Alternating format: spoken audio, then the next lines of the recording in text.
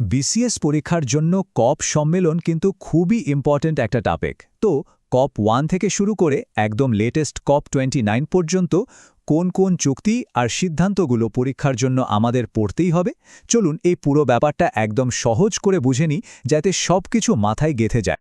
কপ সম্মেলনের গল্পটা কিন্তু হুট করে ১৯৯৫ সাল থেকে শুরু হয়নি, এর পেছনেও একটা ইতিহাস আছে।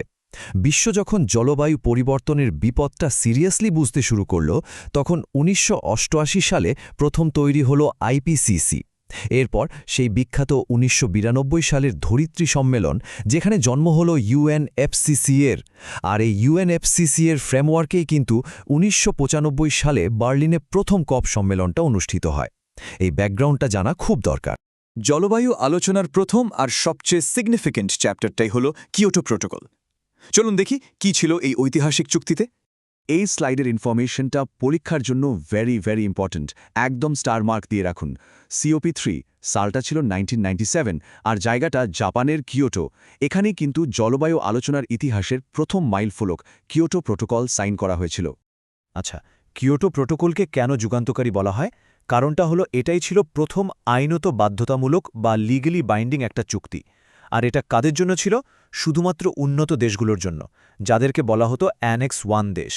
তাদের উপর একটা নির্দিষ্ট টার্গেট বেঁধে দেওয়া হয়েছিল যে আপনাদের কার্বন নিঃসরণ কমাতেই হবে। এই টার্গেটগুলোকেই টেকনিক্যালি বলা হয় QALROs। শুধু টার্গেট দিয়ে কিন্তু কিয়োটো প্রোটোকল থেমে থাকেনি, এটা বাস্তবায়নের জন্য কিছু ইন্টারেস্টিং কৌশলও দিয়েছিল। এর মধ্যে দুটো খুব গুরুত্বপূর্ণ ছিল জয়েন্ট ইমপ্লিমেন্টেশন আর ক্লিন ডেভেলপমেন্ট মেকানিজম। সহজ ভাষায় বলতে গেলে এর মাধ্যমে একটা ধনী দেশ অন্য কোনো দেশে পরিবেশ বান্ধব প্রকল্পে ইনভেস্ট করে নিজের কার্বন কমানোর টার্গেটটা পূরণ করার একটা সুযোগ পেত।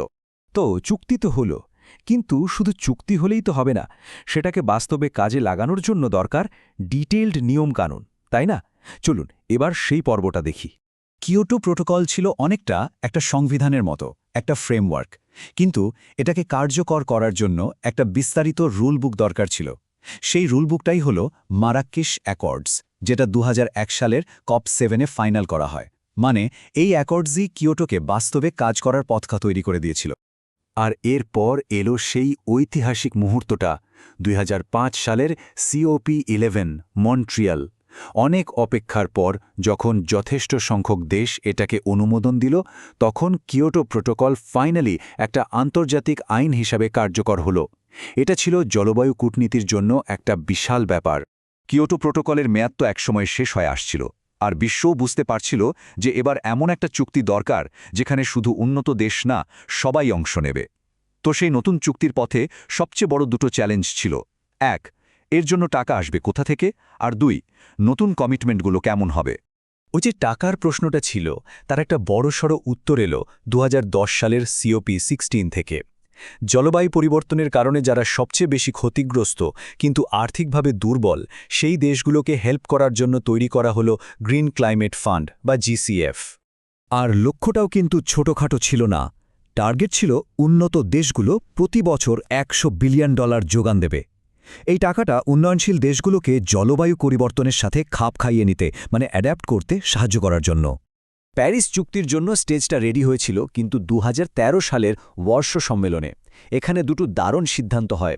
প্রথমত, সব দেশকে বলা হলো আপনারা প্যারিস সম্মেলনের আগেই নিজেদের কার্বন কমানোর প্ল্যান, যেটাকে বলা হচ্ছে INDC, সেটা জমা দিন।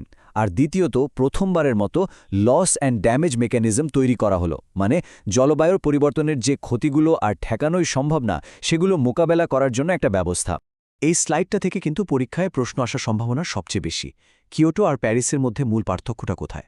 দেখুন, কিয়োটো ছিল টপ ডাউন, মানে ওপর থেকে টার্গেট ঠিক করে শুধু উন্নত দেশগুলোর উপর চাপিয়ে দেওয়া হতো। অন্যদিকে প্যারিস চুক্তি হলো ঠিক তার উল্টো, বটম আপ। এখানে ধনী গরিব সব দেশ নিজেদের সামর্থ্য অনুযায়ী নিজেরাই নিজেদের লক্ষ্যমাত্রা, মানে NDC ঠিক করে। এই যে মৌলিক পরিবর্তনটা, এটাই প্যারিস চুক্তিকে সবার কাছে গ্রহণযোগ্য করে তুলেছে। আচ্ছা, এবার চলুন জলবায়ু নীতির একদম আধুনিক যুগে চলে আসি, মানে প্যারিস চুক্তির যুগে, যা বিশ্বজুড়ে একটা নতুন কনসেনসাস তৈরি করেছে। কিয়োটোর পর দ্বিতীয় যে সম্মেলনটার কথা একদম ভুললে চলবে না, সেটা হলো কপ 21। সালটা ২০১৫, জায়গাটা প্যারিস। এখানেই সই হয়েছিল আধুনিক জলবায়ু নীতির সবচেয়ে গুরুত্বপূর্ণ দলিল, ঐতিহাসিক প্যারিস চুক্তি।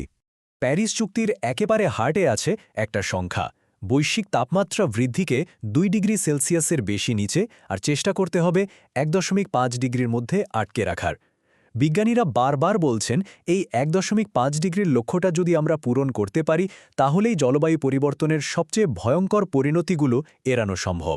এই চুক্তিটা মূলত 3টা পিলারের ওপর দাঁড়িয়ে আছে। 1.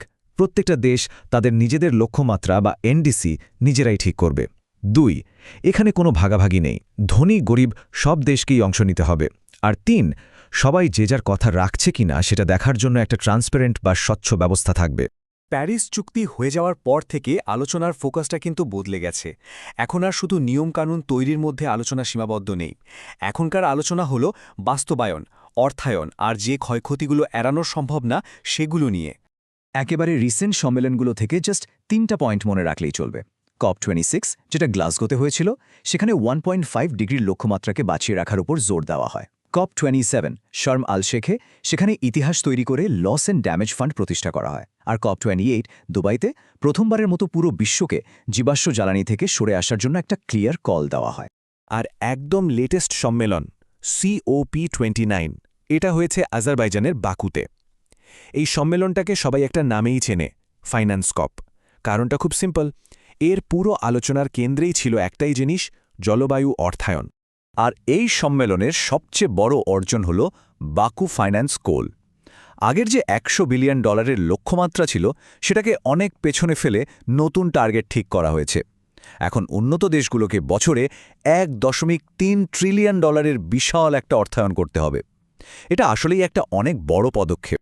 তো বর্তমান তো হলো, এবার চলুন একটু ভবিষ্যতের দিকে তাকাই। পরীক্ষার জন্য সামনের দুটো COP সম্মেলন কোথায় হবে আর কেন ইম্পর্ট্যান্ট সেটাও জেনে নেওয়া যাক। এই টেবিলটা একটু খেয়াল করুন। 2025 সালে হবে COP30, ব্রাজিলের বেলেম শহরে, যেটাকে বলা হয় আমাজনের প্রবেশদ্বার। এখানকার মূল ফোকাস থাকবে দুটো জিনিস, আমাজনকে রক্ষা করা আর দেশগুলোর নতুন এবং আরও বেশি অ্যাম্বিশিয়াস এনডিসি জমা দেওয়া। তার পরের বছর COP31 সম্ভবত অস্ট্রেলিয়া হবে, আর সেখানে আলোচনার কেন্দ্রে থাকবে প্রশান্ত মহাসাগরীয় দ্বীপরাষ্ট্রগুলো, যারা জলবায়ু পরিবর্তনের কারণে অস্তিত্বের সংকটে আছে। তাহলে COP30কে সামনে রেখে পৃথিবী এখন একটা মোড়ের মাথায় দাঁড়িয়ে। দেশগুলো যখন তাদের নতুন প্রতিশ্রুতি নিয়ে কাজ করছে, তখন মূল প্রশ্নটা একটাই, আমরা কি ধীরে ধীরে ছোট ছোট পরিবর্তনের পথে হাঁটব, নাকি টিকে থাকার জন্য একটা আমূল পরিবর্তনের পথে ঝাঁপিয়ে পড়ব? ভবিষ্যতের জলবায়ু আলোচনার পুরো বিষয়টাই কিন্তু এই একটা প্রশ্নের উত্তরের ওপর নির্ভর করছে।